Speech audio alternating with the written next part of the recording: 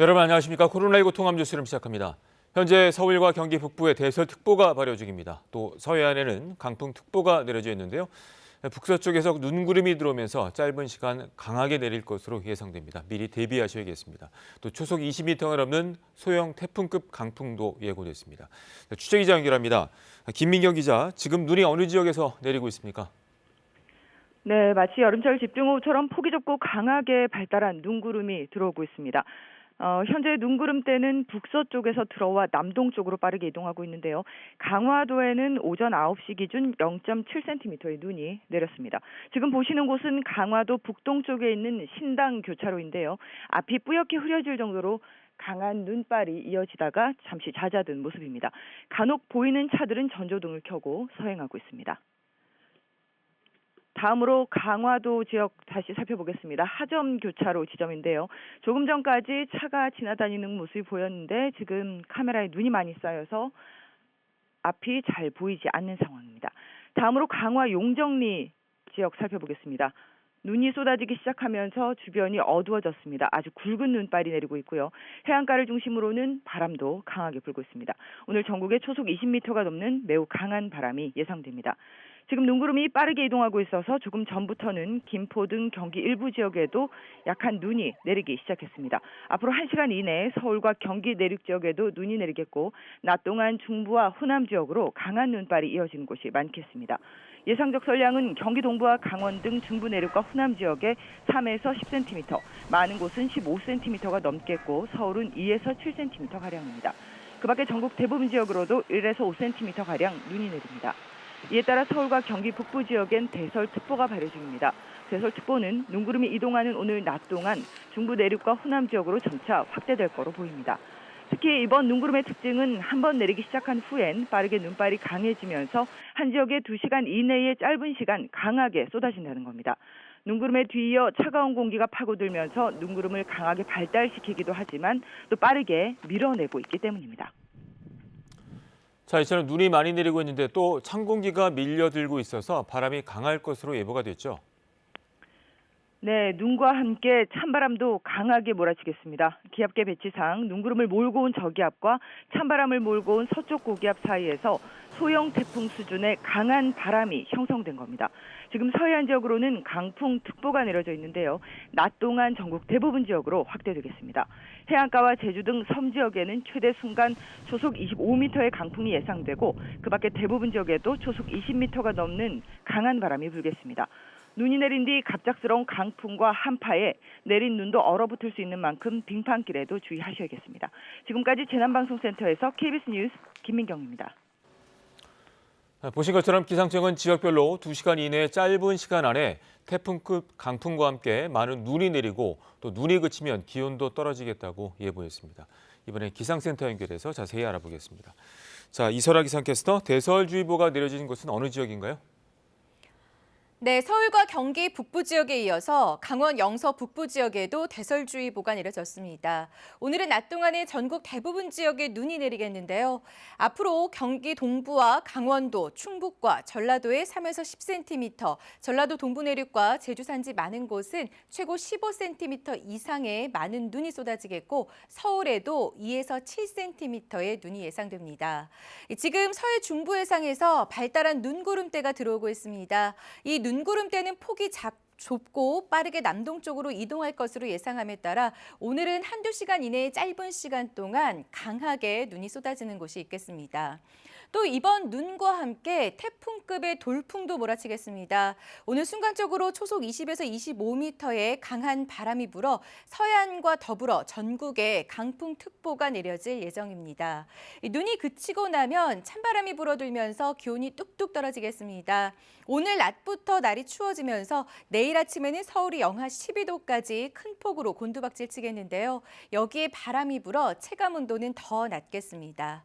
기상센터였습니다. 많은 눈이 내릴 때는 차량 운행을 자제해야겠지만 불가피하게 운전을 할 경우엔 각별한 주의가 필요한데요. 눈길 운전 시 주의사항과 차량 관리 요령을 김세정 기자가 정리했습니다. 많은 눈이 쌓이게 되면 언덕길이 가장 위험합니다. 헛바퀴가 돌기도 하고 생각지도 않았던 엉뚱한 곳으로 미끄러지면서 사고를 내기도 합니다. 브레이크를 밟아도 속수무책입니다. 도로가 빙판길로 바뀌면서 핸들과 브레이크가 통제되지 않습니다. 차량 통행량이 많은 곳에서도 절대 평상시처럼 속도를 내서는 안 됩니다. 눈에 잘 보이지 않는 곳이 빙판길로 변하는 경우가 있고 눈 때문에 정지거리도 훨씬 길어지기 때문입니다. 시속 50km로 달리다 급제동할 경우 제동거리가 마른 길에서는 13m지만 눈길에서는 44m로 3배가 넘습니다. 따라서 빙판길에서는 앞차와의 거리를 보통 때보다 여유 있게 3배 이상 더 둬야 합니다. 또 체인과 같은 월동 장비로 눈길에서 미끄러지는 걸 줄여야 합니다. 그러나 별다른 장비가 없는 상태로 눈 위에서 바퀴가 헛돌 때는 일단 차를 세우고 모래나 흙을 뿌린 뒤 천천히 출발해야 합니다. 폭설이 내리고 있는 지역을 운행할 경우엔 교통 통제 상황을 미리 알아두는 게 중요합니다. 고속도로는 한국도로공사 상황실에, 전국의 국도는 국토교통부의 각 지역 국도관리사무소에서 확인할 수 있습니다. 눈길을 운행하다 폭설로 더 이상 운행이 불가능할 경우엔 즉시 119에 연락해 구조를 기다려야 합니다. KBS 뉴스 김세정입니다. 지금부터는 코로나19 소식 알아보겠습니다. IM 선교회 소속 미인가 교육시설인 광주 TCS 국제학교의 확진자가 115명으로 늘었습니다. 또 교회를 중심으로 한 집단 감염도 확산되고 있는데요. 광주 연결해서 자세한 상황 알아보겠습니다. 하선아 기자, 광주 TCS 국제학교 관련 확진자 수가 100명을 넘어섰다고요? 네, 광주 광산구 TCS 국제학교와 관련해서 어제 하루에만 15명의 확진자가 추가로 발생했습니다. 이 누적 확진자 수는 115명을 기록 중인데요. 이 광주 TCS 국제학교는 대전 지역을 중심으로 감염이 확산하고 있는 IM 선교회 소속 미인가 교육시설입니다. 같은 선교회 소속 광주 북구 에이스 TCS 국제학교와 관련해서도 밤사이 1명이 추가로 확진돼 누적 확진자 수는 38명으로 늘었습니다. 방역당국은 확진자들이 교회와 교육시설에서 종일 함께 수업하고 밤에는 기숙생활을 하면서 집단 감염으로 이어진 것으로 보고 있습니다. 특히 선교회 교사들은 외부 어린이집 특별활동 교사로도 참여한 것으로 확인이 됐는데요. 광주시는 오늘부터 다음 달 14일까지 어린이집 1,072곳에 대해서 휴원 명령을 내리고 확진자들의 동선과 관련해 역학조사를 벌이고 있습니다. 또 5인 이상 활동하는 미인가 교육시설과 합숙시설에 대해선 자진신고와 진단검사를 받도록 행정명령을 발동했습니다. 광주 서구 안디옥교회와 관련한 집단 감염도 우려되는 상황인데요. 지난 25일 교인 1명이 확진 판정을 받은 이후 교인들이 잇따라 확진되면서 관련 확진자가 24명으로 늘었습니다. 광주시는 오늘 안디옥교회에 선별검사소를 설치하고 교인들을 대상으로 전수검사를 실시할 계획입니다. 지금까지 광주광역시청에서 KBS 뉴스 하선아입니다. 민주당이 코로나19로 인한 영업 피해를 손실보상이 아닌 4차 재난지원금으로 지원하기로 방향을 잡았습니다. 구체적 시기와 방법은 다음 달 임시국회에서 처리하겠다는 입장인데요. 국민의힘은 4월 재보선을 앞둔 선거용 아니냐는 의심을 나타냈습니다. 보도에 송명희 기자입니다. 민주당 정책의총 모두 발언에서 이낙연 대표는 코로나 손실보상 방안 등에 대한 고민을 언급했습니다. 법리적 정합성이 중요하지만 동시에 정무적인 판단도 결코 경시할 수 없다고 생각합니다. 손실보상을 처음 공식 언급한 것은 민주당. 팬데믹으로 인한 소상공인과 자영업자의 영업 손실을 보상 지원하는 제도적인 방안 마련도 함께 검토하겠습니다. 민병덕 의원이 대표 발의하고 민주당 의원 60여 명이 서명한 특별법 제정안. 강훈식 의원의 소상공인법 개정안에도 소급 적용이 명시돼 있습니다. 그러나 대변인은 의총 결과를 설명하면서 지금까지 발생한 손실을 법으로 보상하는 얘기는 그만하자고 했습니다. 앞으로 코로나 팬데믹과 같은 새로운 이런 전염병이 생길 경우를 대비하기 위한 법적 근거이다. 그래서 이 소급 적용에 대한 논란은 여기서 마쳤으면 좋겠다.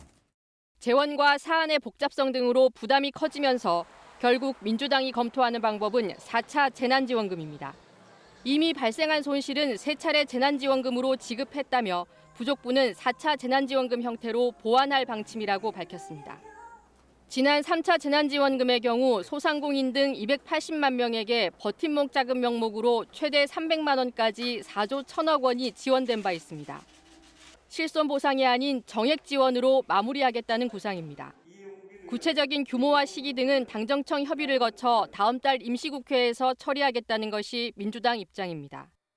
국민의힘은 보상이냐 지원이냐는 정부의 결정에 달렸지만 서울과 부산시장 선거를 앞두고 선거용으로 이용한다는 소리를 들어서는 안 될 것이라며 경계했습니다.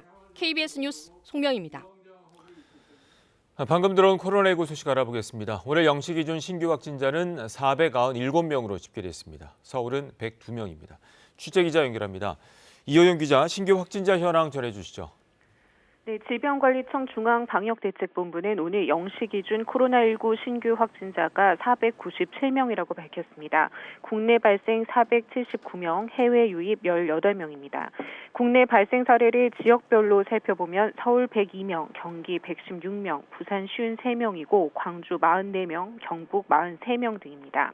현재 위중증 환자는 251명이고 누적 사망자는 8명 늘어난 1,386명입니다. 정세균 총리는 오늘 중앙재난안전대책본부 회의에서 코로나19 감염 추세가 다시 불안정해지고 있다며 다음 달 설 연휴와 백신 접종을 앞두고 있어 확실한 안정세 달성이 시급한 상황이라고 말했습니다. 또 지난 주말 대전에서 시작된 IM 선교회발 집단 감염이 전국으로 확산되기 전에 신속하게 차단하는 일이 가장 우선적인 방역 현안이라고 설명했습니다.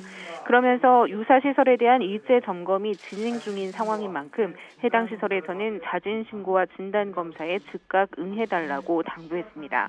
오늘 중대본에서는 다음 주부터 새롭게 적용할 거리 두기 단계와 방역 기준에 대한 논의가 이루어질 예정입니다. 정 총리는 의료체계 여력은 충분하지만 확진자 추이 등 여러 지표가 불안정해졌고 설 연휴를 어떻게 보내느냐도 중요한 변수라며 심사숙고의 지혜로운 결정을 내려야 할 것이라고 설명했습니다. 한편 정부는 오늘 구체적인 백신 예방접종 계획을 발표할 계획입니다. KBS 뉴스 이효영입니다. 세계보건기구가 영국에서 발견된 변이 바이러스가 70개국으로 퍼졌다고 밝혔습니다.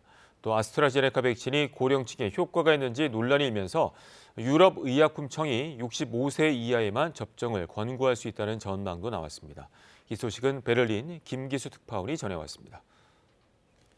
세계보건기구 WHO는 현지 시간으로 28일 영국에서 발견된 코로나19 변이 바이러스가 70개 국가로 퍼졌다고 밝혔습니다. 이는 일주일 전보다 10나라 많아진 것입니다.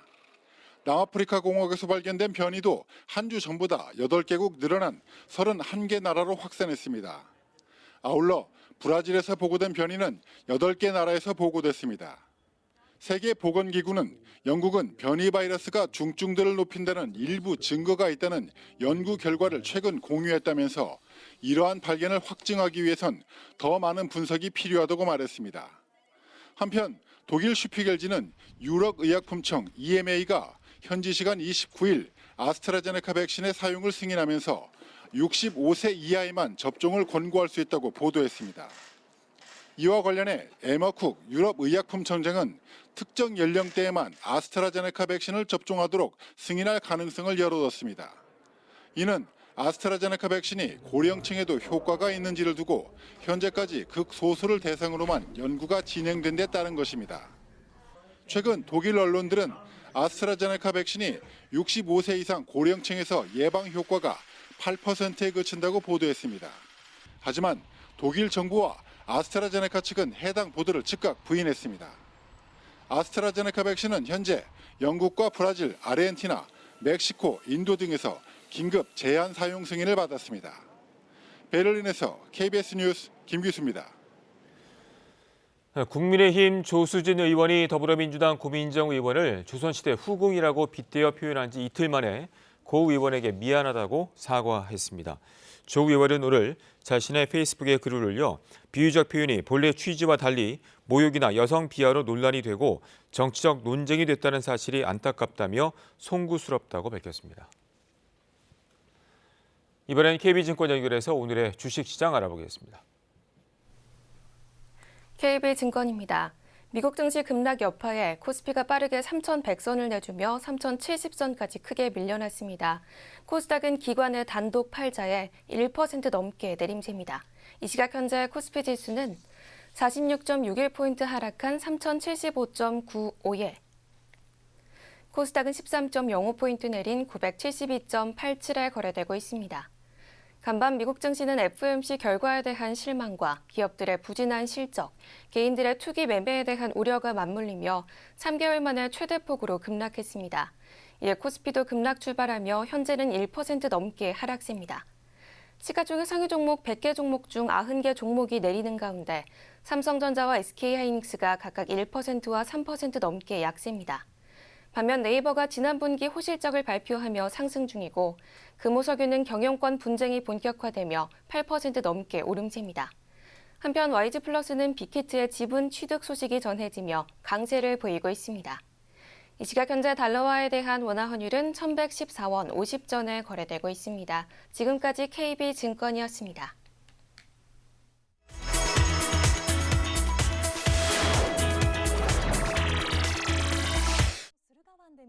5년 전 일본 심해에서 잡힌 심해어가 마침내 새로운 종류인 것으로 밝혀졌습니다. 화면에 나타나 유유히 헤엄치는 거대한 물고기.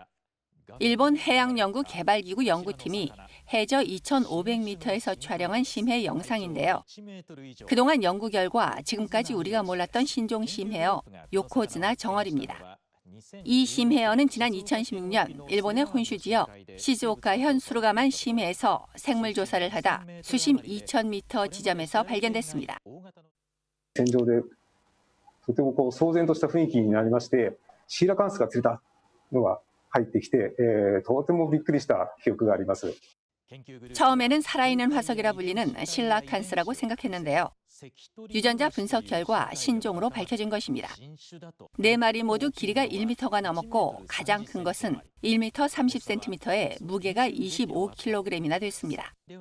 연구팀은 물고기 체내 질소 수치를 조사한 결과 수루가만 생태계에서 정점에 있던 상어보다 높아 먹이사슬의 최종 포식자였던 것으로 규명됐습니다. 프랑스 남부에 있는 한 스타트업 업체입니다. 이 업체는 재사용 가능한 헝겊 바이러스 차단 마스크를 선보였습니다. 마스크 안에는 특수 개발된 미세의 비말 차단 캡슐이 삽입돼 있고 마스크 표면에는 항바이러스 처리가 돼 있습니다. 호평을 받으면서 프랑스 올림픽위원회와 납품 계약까지 체결했습니다. Et quand c'est un traitement industriel comme nos masques, en fait, on peut laver le masque 20 fois 60 degrés et on a toujours la même efficacité, c'est-à-dire 100% de mortalité du virus. 코로나19라는 위기를 방역 관련 아이디어로 기회로 만드는 스타트업 기업은 이뿐만 아닙니다. 이 업체의 주 개발 제품은 코를 통해 침투하는 바이러스와 세균을 막아주는 비강 스프레이입니다. 생활 환경 어디서나 수시로 코에 뿌리면 예방 효과를 볼 수 있다고 합니다. Et ce couple de ces deux actions, ionisation, ces ions négatifs et cette basicité, permet de décoller toutes les bactéries, les virus ou la pollution dans les fosses nasales. Et entre autres pour le virus, donc de désactiver. 개인 위생용품 외에도 방역 로봇 등 다양한 코로나19 관련 사업에 스타트업 업체들이 도전하고 있는데요. 모두가 아니라고 할 때 가능하다고 말했던 용기가 호평을 받고 있는 상황입니다. 타이완도 우리나라와 마찬가지로 저출산 문제가 심각한데요. 지난해에는 출생자 수 16만 5천여 명, 사망자 수 17만 3천여 명으로 타이완 최초로 마이너스 인구 성장률을 기록했습니다. 젊은 사람들은 출산을 꺼리는 가장 큰 이유로 경제적 능력을 꼽고 있습니다. 没有办法给小朋友一个好的教育环境的话，就基本上是不会想要生小孩。自己都快养不活了，我怎么可能养一个家庭？ 저출산으로 인한 각종 사회 문제는 결국 국가 경쟁력을 떨어뜨릴 것이라는 우려가 커 대책 마련이 시급하다는 목소리가 높아지고 있습니다. 타이완 입법원은 최근 지난 20년간 꾸준히 시행된 저출산 대책이 효과를 발휘하지 못한 원인이 부처 간 대책을 통합하고 관리 감독하는 시스템 부재에 있다는 것을 자인했습니다. 따라서 입법원 차원에서는 저출산 문제 해결을 위한 전용 법을 만들고 정부 차원에서는 부처 간 경계를 넘어선 전문 대책팀을 만들어야 한다고 제안했습니다. 부산한 움직임과 삐약거리는 울음소리. 갓 부화한 병아리들입니다. 그러나 이 가운데 상당수는 단지 수컷이라는 이유 하나만으로 짧은 생을 마감합니다. 부화 직후 성별 감별을 통해 수컷으로 판별되면 잔인하게 살처분됩니다. 수평아리는 알도 낳지 못하고 또 유경으로 성장하기까지 시간이 오래 걸려 경제성이 없기 때문입니다.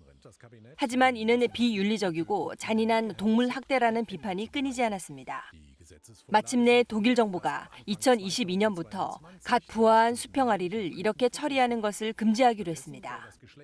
이번 결정을 두고 일각에서는 동물 복지를 위한 중대한 진전이라고 말하고 있지만 이것으론 부족하다는 의견도 있습니다. 특수 방법을 이용해 부화 전에 성별을 감별해 수컷의 부화 자체를 막는 것은 여전히 허용되기 때문입니다. 독일에선 현재 연간 4,500만 마리에 이르는 수평아리가 부화 직후에 사라지고 있습니다. KBS 월드뉴스입니다. 바이든 미국 대통령이 취임 후 처음으로 스가 일본 총리와 오늘 새벽 전화 통화를 가졌습니다. 한반도의 완전한 비핵화와 납북자 문제 조기 해결의 필요성을 확인했는데요. 스가 총리 측은 도쿄 올림픽 문제는 논의하지 않았다고 밝혔습니다. 도쿄 박원기 특파원이 보도합니다. 조 바이든 미국 대통령과 스가 요시히데 일본 총리가 우리 시간으로 오늘 새벽 30분 동안 전화 통화를 나눴습니다. 바이든 대통령 당선 이후 두 번째이자 취임 이후 첫 통화입니다. 양국 정상은 자유롭고 개방된 인도태평양에서 평화와 번영의 초석으로서 미일 동맹의 중요성을 확인했다고 미 백악관과 일본 언론들이 전했습니다. 또 중국에서 갸오 위다오로 부르는 센카쿠 열도가 미일 안보조약 제5조 적용 대상임을 확인하는 등 일본 방위에 대한 미국의 변함없는 약속을 논의했다고 밝혔습니다. 백악관은 특히 두 정상이 중국과 북한을 포함한 영내 안보 문제를 논의했으며 한반도의 완전한 비핵화와 납북자 문제의 조기 해결 필요성을 확인했다고 설명했습니다. 스가 총리는 통화를 마친 뒤 바이든 대통령과 미국, 일본, 호주, 인도 간 협력을 추가로 증진하는 데 합의했다고도 밝혔습니다. 이 네 개 나라는 인도태평양 지역에서 중국을 견제하는 이른바 쿼드 참여국입니다. 스가 총리는 코로나19 상황을 주시하면서 가급적 빨리 미국을 방문할 수 있도록 일정을 조율하겠다고 말했습니다. 個人的関係も深めつつ、日米同盟の強化に向けてしっかり取り組んでいきたいと思いますし、大変良い会談であったと思っています。 다만 스가 총리는 이번 통화에서 도쿄올림픽, 패럴림픽 관련 문제는 논의하지 않았다고 밝혔습니다. 도쿄에서 KBS 뉴스 박원기입니다. 택배노조가 내일부터 무기한 총파업을 선언했습니다. 노사정 합의안이 나온 지 일주일도 안 돼 갈등이 다시 불거진 건데요. 설 명절을 앞두고 택배 배송 차질 우려도 커지고 있습니다. 보도에 양혜빈 기자입니다.